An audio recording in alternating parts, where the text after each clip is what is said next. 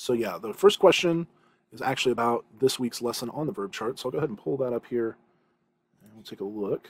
Are you able to see Futato's paradigms up here? Yeah. Perfect. Okay, so the question was if I could clarify what in the paradigm, what are the parts that change and what are the parts that stay the same? And Futato has kind of highlighted this for you. I think my highlighting is probably different than yours. My electronic version has some differences, plus I'm in dark mode, so the colors might be flipped here. But what he does here is, in mine, I think in yours he might gray out the root. Here it's just in a different color. So the root are the three letters, Kof, Tet, Lamed. Those in the cow, perfect. In strong verbs, now strong verbs are just, that's the word we use for regular verbs. So if you've taken Spanish or another language, you've probably run into irregular verbs and regular verbs. Irregular verbs mean that they buck the trend. They don't always follow the pattern the way they're supposed to. They're irregular. Regular verbs usually follow the pattern really well. That's what strong verbs refer to. Strong verbs are just verbs that follow the pattern the way that they're supposed to. In those verbs, the root letters stay the same. You do get some shifting of the vowels. I talked a little bit about that. I think maybe last week. That has to do with Hebrew really wants to try to keep a verb to two syllables if possible. And so you kind of see that a little bit here with ka to la, because we're adding a comet say at the end, that's creating a new syllable because it's a new vowel. And so it wants to keep it as close to two syllables as possible. So we're going to reduce, we can't quite close the syllable because the preceding vowel isn't short, so this isn't silent. But we really reduce the vowel, so we're really reducing that to almost like a half syllable rather than a full syllable. And so you get ka ta la instead of ka tal ah. Instead of 3 full syllables here, you get kind of 2.5. And so that's what it's doing. And then when you add the tav suffix here, tav kamet suffix, well, there's no real reducing getting around it here. So instead, what they're going to do when you add a consonantal suffix, he just shifts the accent. Now, unfortunately, Futato doesn't really highlight the accent patterns in the paradigm, which means you're not going to be tested on the accent patterns. But eventually, it will be helpful for you to know that this is not, sorry, I should say this one right here, the 2ms form. This is not katalta. This is katalta. The accent has shifted to the second to last syllable, katalta. And then with the 1cs, it's not katalti, it's katalti, with that accent in the middle. And then that also happens in the 1cp, katalnu, rather than katalnu. So again, if you mispronounce some or whatever, I don't think you're ever going to run into a situation in this course where the accent is going to make much of a difference for you there. But eventually it will be helpful for you to know where the accents are. So I wish, I understand what he's doing. He wants to cut out as much of the unnecessary stuff as possible. And this is not necessary at this level to know that. But if you keep going in Hebrew, it will be important to know. So I just mention it so that you're aware of it. But again, you won't be tested on it. So what he has here is he has the root sort of separated by color. And the vowels do experience some changes there. But I always tell people at this point, don't let the vowels be a stumbling block for you. A lot of people will look at these conjugation charts, these paradigms, and say, well, why does the kamet shift to a shava down here? Why does the patak shift to a shava? Why are all these vowel changes going on? Again, the main reason has to do with the syllables. You're adding new syllables, so that's going to change the vowels. Why specific changes take place instead of others? Don't worry about that right now. In fact, you can memorize this entire paradigm and be able to identify every single verb form without having any vowels, except for the 2ms and 2fs. That's the one place where you do need to know, is this a tav kametz or tav shava? But every other one here, if you just see the vowels, if you just see the letters, if all you see is a kof, tet, lamed, hey, you should know from that the form is 3fs. If you only see kof, tet, lamed, vav, you should know that's 3cp. If you see kof, tet, lamed, tav, noon, the only form that's going to have those letters is the 2fp. So what I like to tell people is focus on the letters first. Then use the vowels to add clarity. Use the vowels to narrow it down more. Start by looking at the letters. And if you find out as much as you can from the letters themselves, then if you need to specify more. So, if you get kof, tet, lamed, tav, well, that will certainly tell you that it's second person singular, but it doesn't tell you whether it's second person masculine singular or second person feminine singular. For that, you do need to check the vowel. But make the vowels secondary, not primary, and that should help. All right, so that was the one question I got by email. Seth, if you don't have any questions, we'll go ahead and jump into the exercises here last week. Yeah. All right, so the first one here, we're talking about the personal pronoun, and I'm going to make this a little bit bigger now. All right, and so something that I do want to kind of talk about as we get closer and closer to Hebrew sentences is what we mean by the terms subject and predicate.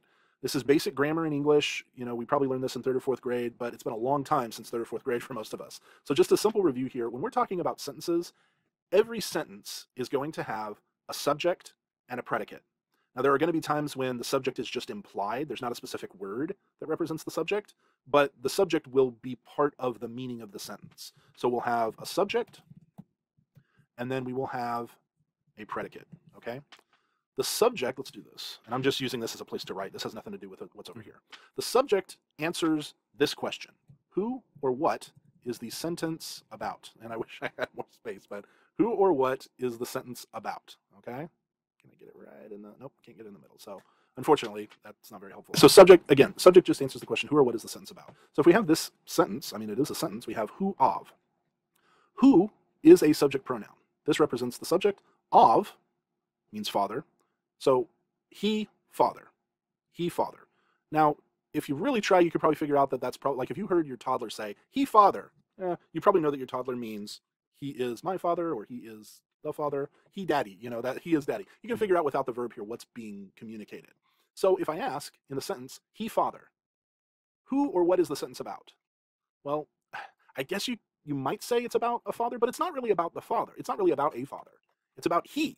He is the one that the sentence is about. And then we ask the question, what about them? What about he? That's what we're predicating. The predicate answers the question, what is the sentence saying about the subject? So what about he? He is a father. That's the predicate. Okay, so subject refers to a role or a function that part of the sentence has. The function of who is to tell you what the sentence is about. It's about he. Or we could use better, let's go down here for better examples. These are all pronouns still.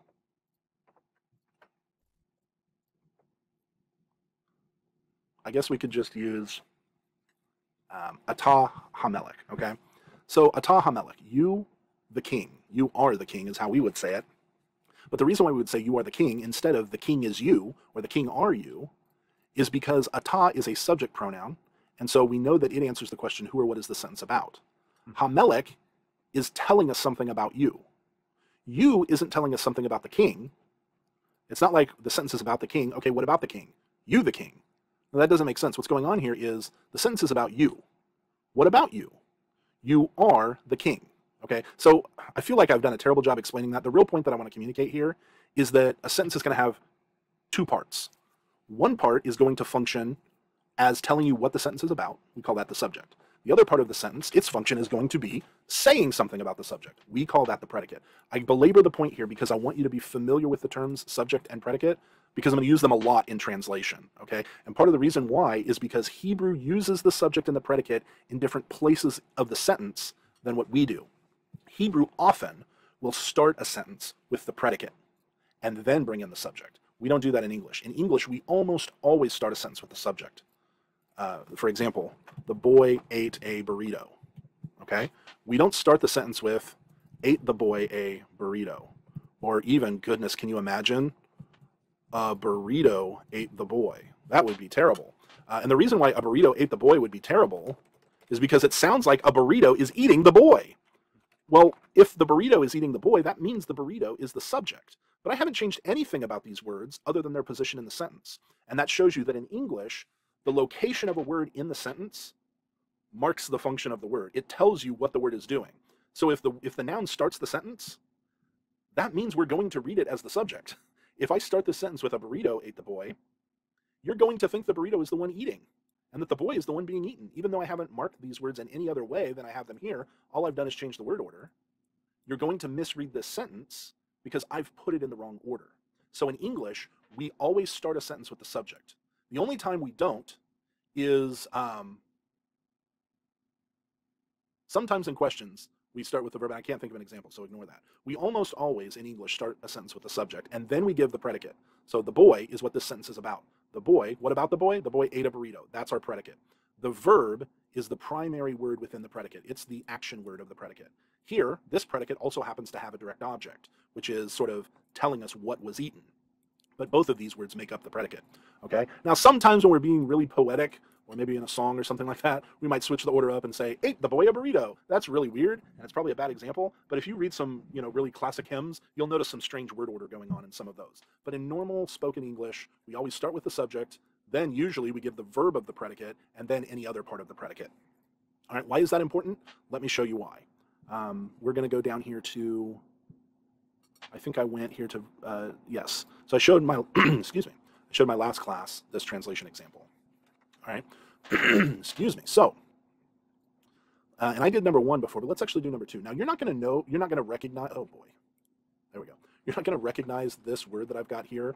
This is on page 65. This is lesson 11 in the translation exercises.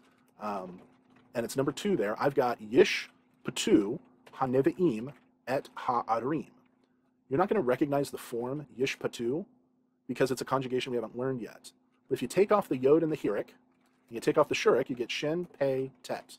You should recognize that root, shin, pei, tet, as shafat.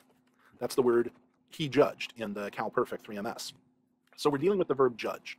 All right, so if we translate Yish Patu, we're going to get, in the imperfect conjugation, which is what this is, we'll learn this toward the end of the semester, the imperfect conjugation means the action is uncompleted. And so we usually use either the present tense in English as if it's ongoing, so he is judging, or we might use the future. Did you have a question there?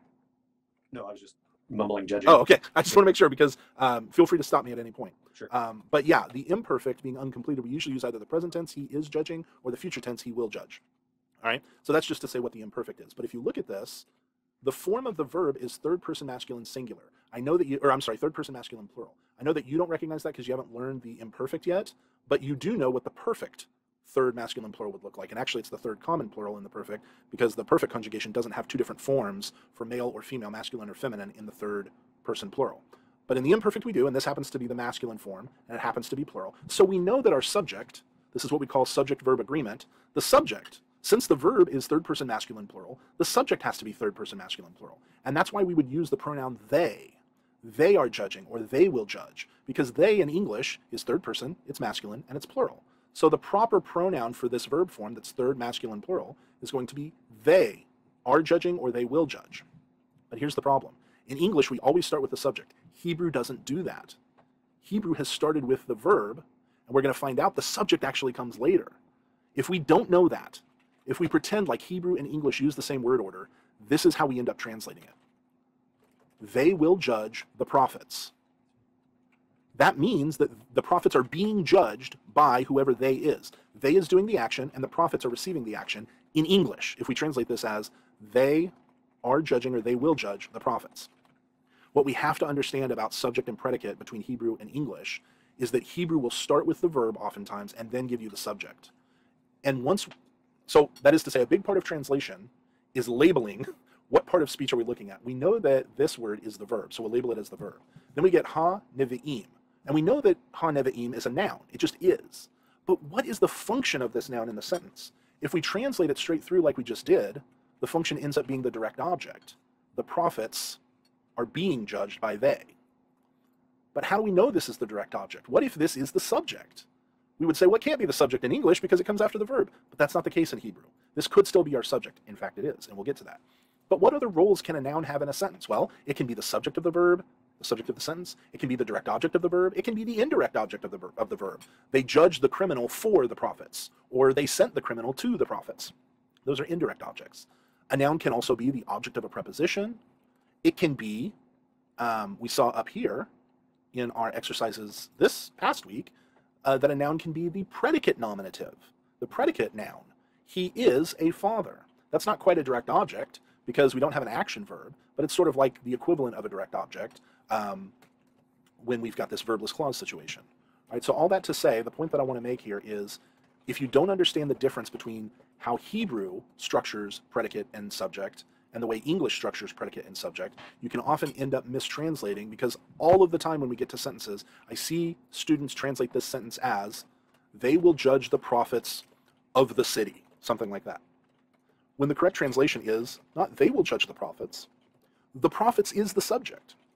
So we need to translate this, even though it's a different word order, our English needs to say the prophets first. The prophets will judge. What will they judge? The cities. All right, and so the point that I want to emphasize here is that when you see a noun and a verb in a Hebrew sentence, you need to ask yourself, how is this noun functioning? Okay, that's the main thing that I want to get out here. So let me go up here and show you how this comes to play in our lesson. And unfortunately, because my last session ran over, we won't have time to go through all of these. But that's what's working here is you get your subject pronoun and then your predicate nominative. So you get he is a father. He is a father. Or you could say he is father, but that doesn't sound good in English. That was another question that came up. How do you know when to say, for this, how do you know when to say father or a father? Well, if all you have is of, you can say either one. It doesn't matter which one you say. If you have a full sentence, then listening to both options may help you decide. So for example here, he is father doesn't sound as good as he is a father. So he is a father is probably the correct way to translate this. You are father. Well, you are a father probably makes more sense. Number 3, av ani. Well, notice that. All of a sudden, we go from, I don't know what I'm clicking here, we go from subject pronoun, predicate noun, subject pronoun, predicate noun, to now we've got the predicate noun at the front, and then we've got the subject. Av ani. Do not translate av ani, a father am I, or a father is me, or a father is I. If you translate that way, you're demonstrating that you don't quite get that Hebrew word order is different from English word order. A father am I is not a good English translation because we don't speak that way in English. And if it's truly an English translation, we have to translate into English that we actually speak. So I'm all for literal translations. I'm all for word translations.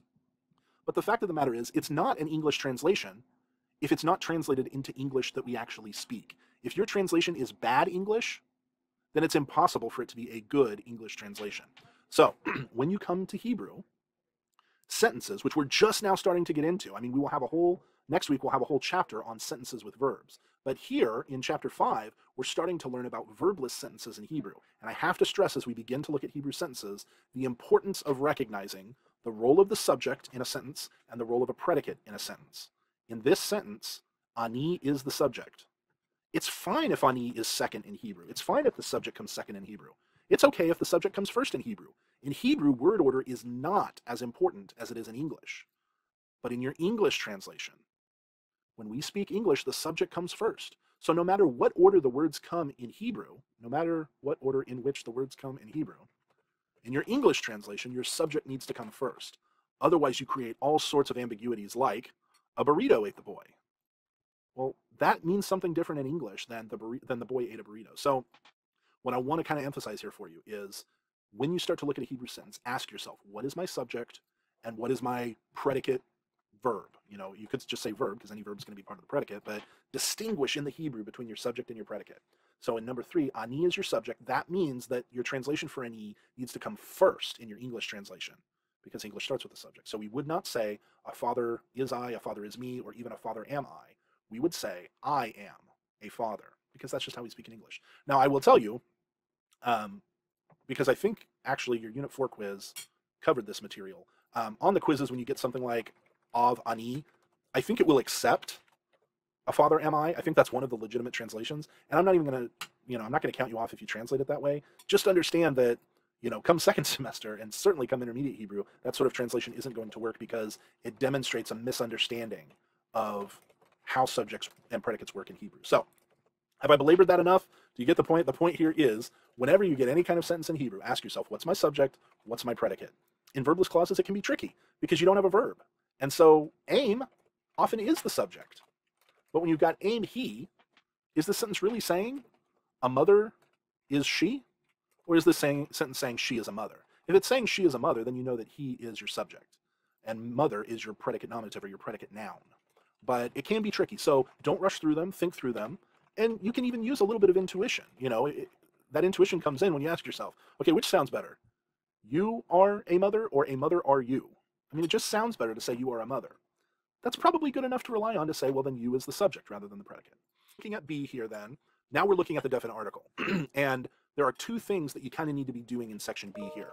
One of them is just recognizing the definite article when it appears. I mean, if you see the word hayom, are you trying to think, okay, what word has a root that contains hey, yod, vav, and mem? What root am I looking at here? Or are you recognizing, oh, the root is actually yod, vav, mem, and the hey, patak, dagesh is the article that's been added to it. At a certain point, you'll need to develop sort of a almost instantaneous recognition when you see a word that, oh, that word has the definite article on the front of it. All right? So a good example would be something like habat on number 5 here. If I were to just see this word randomly, would I immediately recognize that that's the definite article on the front? Or would I think maybe this is truly a Hebrew word that begins with a hey? So in order to develop this intuition for recognizing the definite article, one of the kind of training wheels that I try to give you is I tell you, whenever you see a word in Hebrew that starts with a hey, just start thinking to yourself, maybe this is the definite article. It may not be. There are plenty of words in Hebrew that start with hey that aren't the definite article. You know, we had the word halach. Halach is a verb that means he walked. There's no definite article there. There are lots of words in Hebrew that start with hey. But if you see hey patach, well, that's even more likely to be the definite article. Now again, there are words in Hebrew that begin with hey patach. That doesn't mean it's the definite article, but it could be. So be ready for that. If you don't recognize a word and it starts with hey patach, maybe try taking the hey patach off and then seeing if you recognize the word. Even more so, if you see hey patach dagesh at the beginning of a word, I mean, come on, that is almost certainly going to be the definite article. There are not very many. I mean, I can't even think of any off the top of my head. Actually, I think I just did. Oh, no, it's not hey, it's actually a chet. There are probably not very many at all words in Hebrew that start with hey, patach, and then have a dagesh in the next letter that aren't the article. So the more of these components that you see together, the more certain it is that it's the definite article. Now, if you take those components off and look at the word, maybe you'll recognize that word, and that will be great confirmation for you that you were looking at the definite article on a word that you've known. But, and I hate to break it to you, the truth of the matter is, you are not going to learn every word in Hebrew. Certainly not in this class. You know, you may get to a point where you have learned every word in the Hebrew Bible. I'm not there. I'll tell you that right now. And so it is very likely that you are going to come across words that, let's say, have a hey, a patach, and a dagesh, and once you take those off, you still don't recognize the word. That's probably going to happen.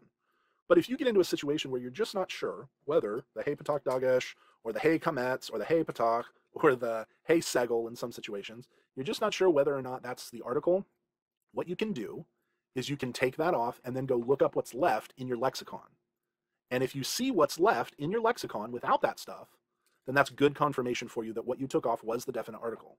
Another way to check is to go look up the word with that stuff on it and see if that shows up as a word in the lexicon. If it does, then that stuff isn't the definite article. You know, that hey patach dagesh isn't. That hey kametz isn't. You know, if I go look up this word, hey kametz lamed patach kaf, if I go look that up in the dictionary, I'm going to find it there with the hey and the patach on it. That means, I'm sorry, the hey and the kametz. That means that the hey and the kametz are not part of the definite article. And so when you come across words that you haven't learned yet, which is going to happen a lot early on in Hebrew, that is one way to distinguish the definite article from the root of the word. But if you just kind of program your brain, hey, anytime I see a hey at the beginning of a Hebrew word, just be ready for an article. Be ready for a definite article. Anytime I see a hey and a patach at the beginning of the word, well, that's even more likely.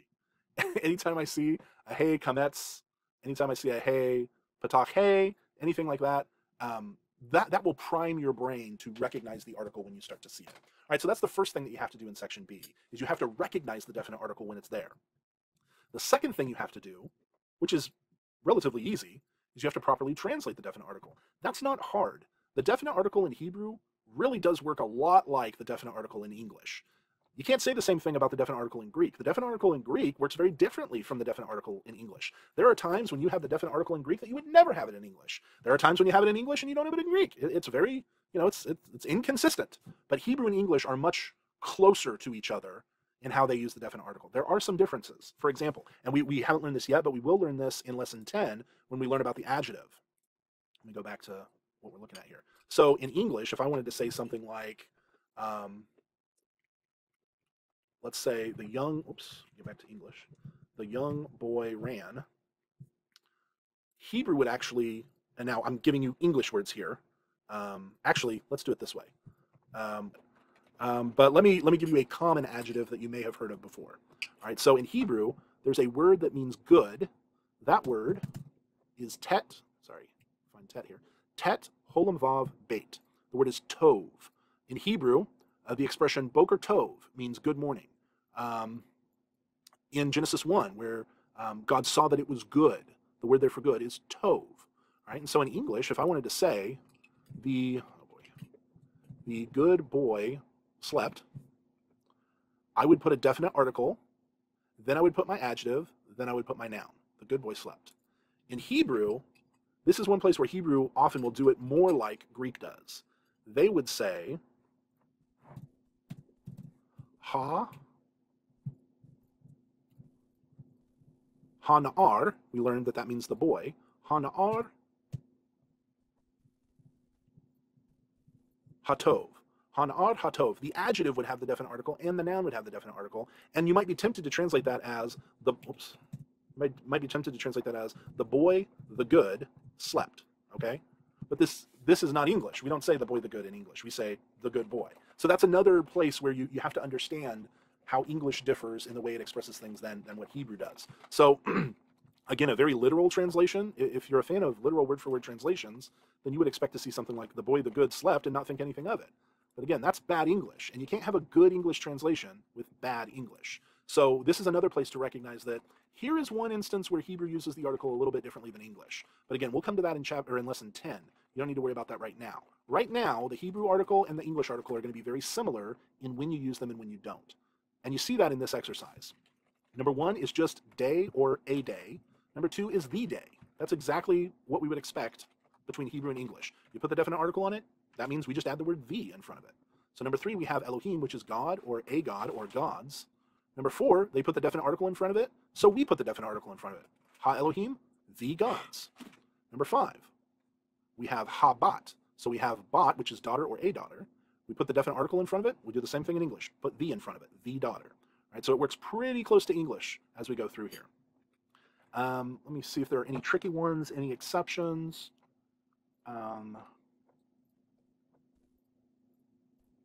Yeah, nothing really tricky here. I will mention one thing to be aware of. And let's just go to Genesis 1:1 for this. So let's look here at Genesis 1:1. And this is just a good opportunity. I would like to do this more in video conferences, or at least in standalone videos maybe, but it's just so hard to do at this early point because you don't know a lot yet. And so, all of this probably just looks like random letters to you. But the more you learn, the more you'll recognize. So I'll start doing this more and more. So Genesis 1:1, we've got one word here. It begins with a bait. You can see that there's a dagesh in this bait. If we want to ask ourselves, is this dagesh strong or weak? We can say, is it preceded by a vowel sound? And it's not. Now, usually we would ask, is it preceded by a vowel sound or a consonantal sound? And in that case, we would have to say neither. But if we just ask, is it preceded by a vowel sound? The answer is no. That means that this dagesh is not strong enough to carry two vowels. It's only given one vowel. That's the vocal shava. And so it is a weak dagesh in a bagad kufat letter. All right, so again, if we look at the shava and we ask ourselves, is this a vocal shava or a silent shava? We can ask the shortcut rule, is it immediately preceded by a short vowel? Well, no, it's not preceded by any vowel. Therefore, it is vocal. Short is silent does not apply here, so it's vocal. So what we've got is bure, sheet, bure sheet. All right, and bure sheet is basically the Hebrew preposition. This bait is itself a preposition. It's just one letter, and that letter is the preposition in or at, or it can mean a lot of things, but it usually means in or at. Then we have reshit. Reshit is a word that means beginning. All right, so this basically means at beginning. Now it's interesting, you don't see a definite article here. Now, you know that you don't see a definite article because you don't see a hey at all. What we'll learn with these prepositions is when you add a prefix to a hey, that hey tends to get squashed by the prefix. So this bait, this is what we call a prefix preposition. It's prefixed to the word. If there were a definite article here, this bait preposition would cover up the hey, but it wouldn't cover up the vowel or the dagesh. So if there was a definite article here, we would see bait, and then we would see either patak dagesh, or in this case, since resh cannot take a dagesh, we would see the patak lengthen to a kametz. We would see bait kametz resh, and that kametz would indicate that there's a definite article here. But as you can see, there is no kametz. This is just the shava, which means there's no the. And that's sometimes confusing for people because we obviously, Genesis 1:1 starts in the beginning. This is one example where Hebrew uses the definite article a little bit differently than we do. The reason why we use the for beginning is because a beginning, by nature, there's only one of them. If there are two beginnings, it's not a beginning. There's two of them. But Hebrew understands that, well, if it's a beginning, then to say the would be redundant. All right. I'm not sure if that's actually why it leaves out the article, but all that to say, in this particular sentence, you don't need to read a lot into the fact that this, let me put it this way. It doesn't make sense to translate this as at a beginning, like at one of many. Hebrew is not trying to say at one beginning of many. It's just recognizing that beginning is sort of definite in and of itself. There's only one beginning if it's a true beginning, okay? So in this sense, we are saying in the beginning. Okay, in the beginning what? Bara, okay? Now bara here, this is a cow-perfect verb. The root is beit, resh, aleph. Again, the dagesh here Is this a strong dogish or a weak dogish? Well, is it preceded by a vowel? No. So it must be too weak to carry two vowels. So this is a weak dogish and a begod kafat letter again. Now, it doesn't quite look like the cow prefix that we're used to, because we're used to seeing a kametz in the first root letter. I call the first root letter R1. R stands for root, obviously. And a patak in the second root letter, or R2. Here we don't have a patak in the second root letter. That has to do with the fact that the aleph is a weak letter. We know that it's a guttural, which causes some problems. That's one reason why it's weak. But it's also weak because for some reason, aleph is so weak as a consonant that while it is a consonant at the beginning of a syllable, it's actually not strong enough to close a syllable. And so because this aleph can't actually close the syllable, it's almost as if the aleph isn't there at all. And it's almost as if you're seeing the shadow of the aleph. And that's why the same way. Ayin is not the same way. Okay, so that's an important difference. Ayin is silent like aleph, but ayin is strong enough to close a syllable. So in that sense, aleph and actually hey, those are two very, very weak letters. Okay, so what happens here is instead of the patach, because this syllable is now left open, it's like, you know, aleph abandoned its post. You can still see its shadow here, its silhouette, but it's like it's not even there. Because this syllable is open, that's what kind of forces the patach to lengthen into a kametz. All right, now again, that's a bunch of stuff that you don't need to know at this point, but it is just sort of extra information that's, goodness, I'm always in this tension between giving you information that may help you connect dots and giving you information that may just confuse you. If anything I say in these videos confuses you, just ignore it, okay? Because I'm not giving you information that you must have. I'm trying to give you supplemental information that hopefully connects some dots, but if it doesn't do that, throw it away. Don't worry about it. All right, so we get bara. Bara just means create. He created. So in the beginning, he created God, Elohim. This is that problem again in English. If we treat Hebrew word order the same as English word order, we now have whoever he is, in the beginning, he created God. That's not what Hebrew is saying. Hebrew can put the subject after the verb. We can't. Because if we put the subject after the verb, everybody's going to read it as if the subject is the direct object, and that's going to cause confusion. So even though Elohim comes after the verb, in our English translation, we have to put the translation for Elohim in front of the verb. So we say, in the beginning, God created. Created what? I think you'll learn about this symbol next week. Let me check here. Oh, that's not what I want. Cal perfect. Maybe not. When do you learn about the definite direct object marker? I mean, it's got to be in this section on the direct object next week. Yes. Okay. So you will learn this, and this little particle here. This is not going to be in your vocabulary because guess what? This isn't a word. This thing is not a word, despite what some internet videos are going to try to teach you about how this is the name of God. Don't believe them. Okay, that's a rabbit hole you don't want to go down. All right. I'm not even going to send you to those videos because they'll. We can talk about them if you run into them. But yeah, this particular, again, it's not a word. It doesn't have semantic value. It doesn't mean anything. It has no meaning. It only has function. In that sense, you can almost think of it like a punctuation mark. And what this punctuation mark does is it designates the direct object in a sentence where the direct object is definite. This only occurs when the direct object is definite. Remember, the direct object is the noun in the sentence that the verb is being acted out upon. So the verb here is create. So what is being created? What is God creating? The answer to that question is our direct object. When your direct object is definite, you will usually see this, again, punctuation marker. It's really a function marker, but you're not going to translate this because this doesn't have any meaning. It's just a marker of the definite direct object. And so it says, in the beginning, God created. What did he create? This marks what he created. Ha-shemaim. I think you've had shemaim. Shemaim means heavens or skies or sky. Okay, there you go. So you'll get to that, but it means sky, basically. Hebrew doesn't really distinguish between sky and heaven. So it may be refreshing for you to read shemaim as skies because it may shake your understanding of verses enough for you to kind of read them fresh. And I don't mean don't think of heaven when you see the word heaven. I'm just saying if you read it with a different translation, it may force your brain to look at the verse in a new light and understand it. Sometimes when we've read a we've read a verse the same way over and over and over again, our brain just kind of goes on autopilot. In the beginning, God created the heavens and the earth. We don't really think about what we're reading. But if you read this as, instead of in the beginning, God created the heavens and the earth, maybe you read this as at the beginning. And I don't really have a good, synonym for create here. Create really is a good translation. But at the beginning, God created the skies and the land. I mean, that just gives you an opportunity to think about what you're reading a little bit more, and that might be helpful. So anyways, all that to say, this function marker here marks your direct object, and you'll notice there's two of them, et, the et. And we'll also learn soon that this vav with the shavah, this is just the word and in Hebrew. So he created the skies and haaretz. All right, this is the whole point why I came to Genesis 1:1. You get all that for free. I mean, it's not free. I guess you spent 20 minutes waiting for it. But haaretz here is what I wanted to come to. You'll notice this is really weird. Eretz has a segel under the aleph. Here we have, like, not only did we get the hey, patak lengthening to a kametz because the aleph can't take the dagesh, but now we've changed this segel, okay? I don't want you to think that the definite article is going to change the vowels of the word it's attached to. This might make you think that, because that sure seems like what's happened here.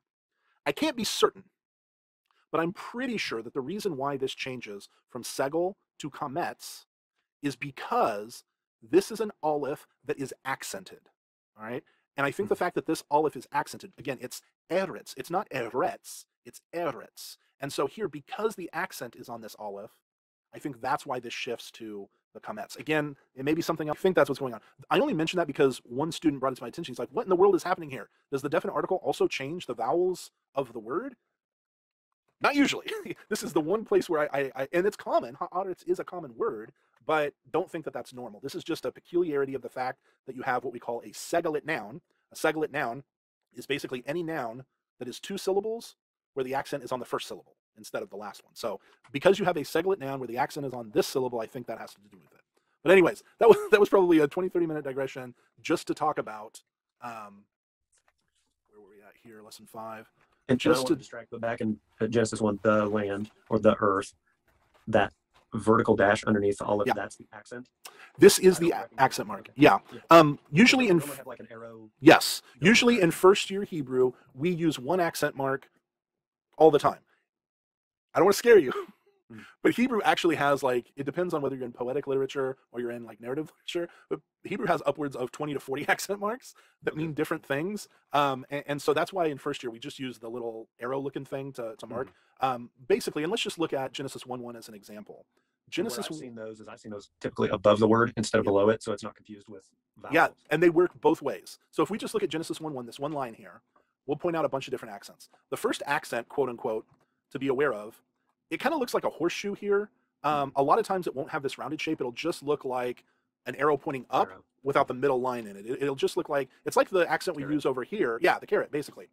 So that accent is the, not by letter count, but by, let me put it this way.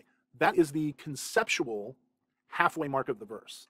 That doesn't mean that there's the same amount of letters on one side as there is on the other. That means that the scribes that are copying the manuscript are designating, we see this as the first half of the verse conceptually, and then you've got the second half. So there are a lot of times when they're uneven in length, but conceptually speaking, this usually marks the end of the first half. So you can kind of think of it as like a semicolon, or maybe a comma.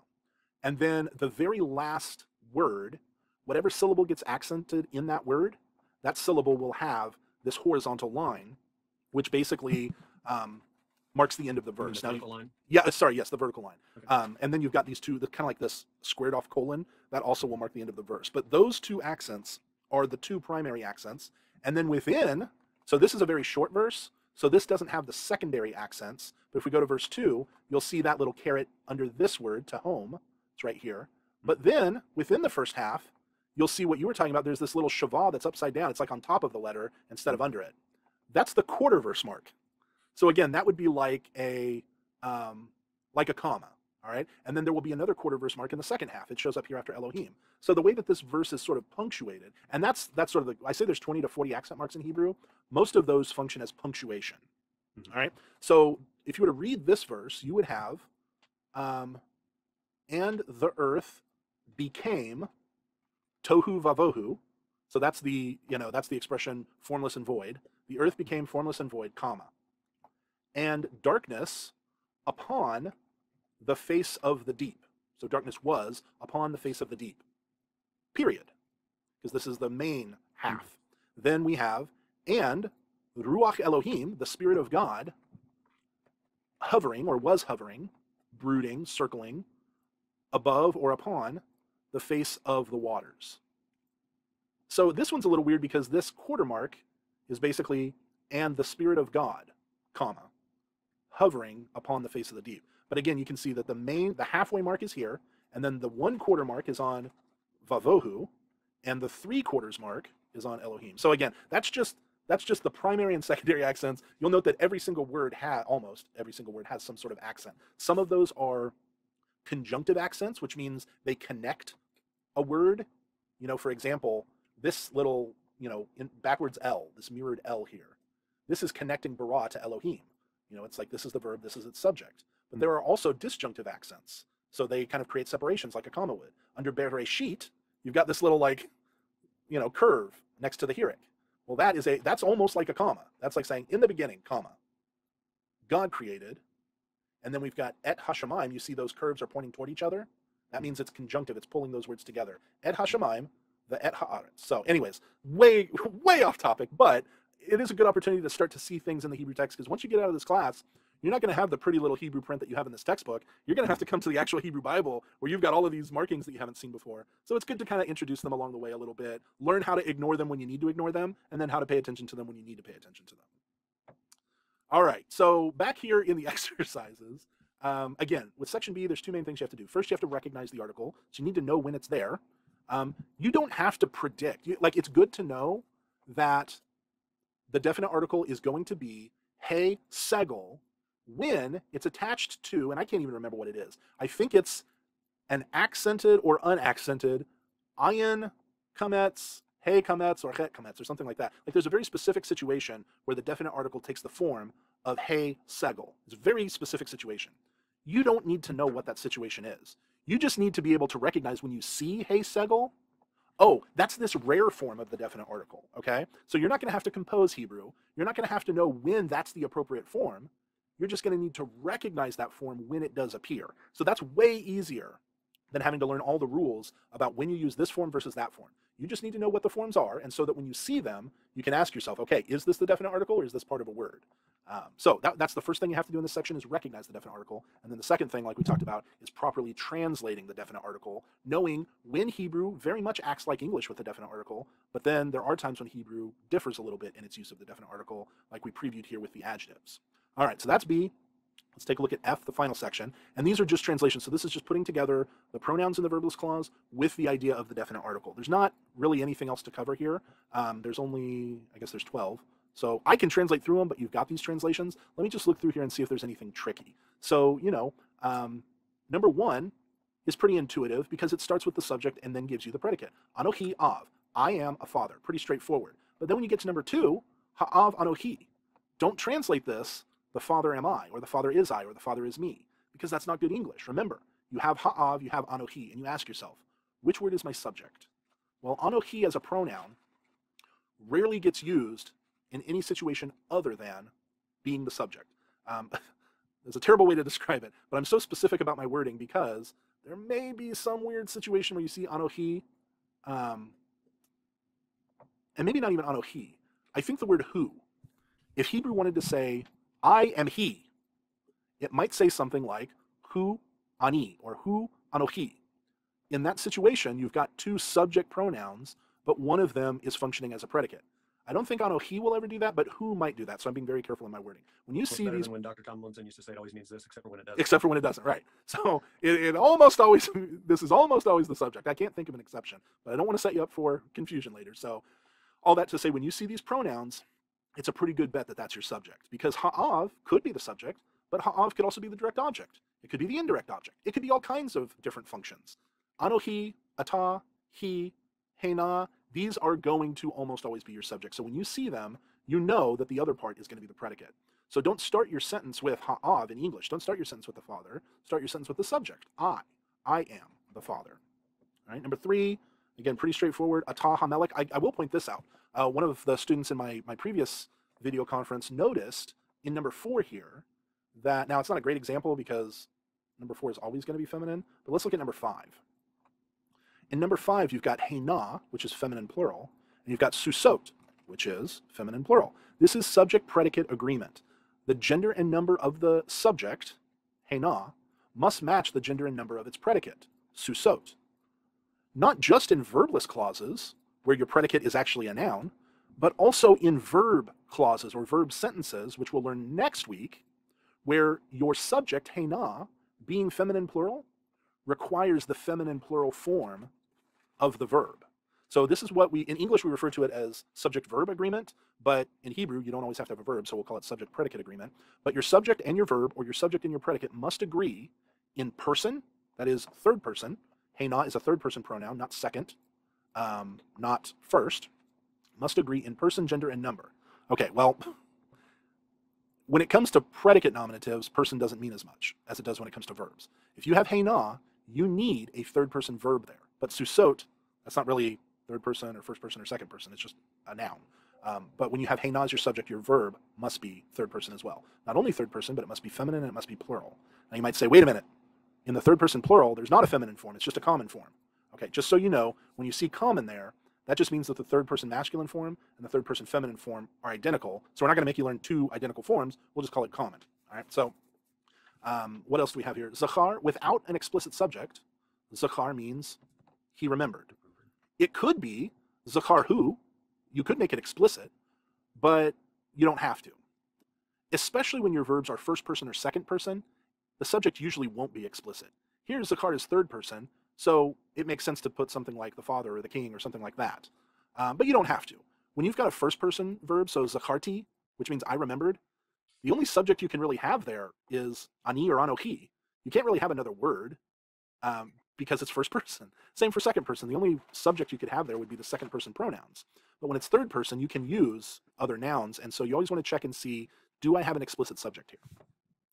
All right, so he haaretz.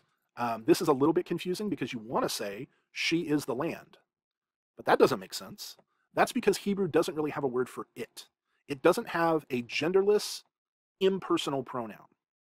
And so it uses the feminine pronoun if the noun is feminine, which haaretz is, or it will use the masculine pronoun if the noun is masculine.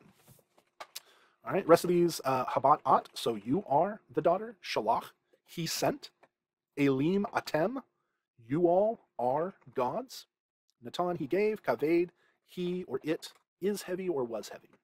So that's it.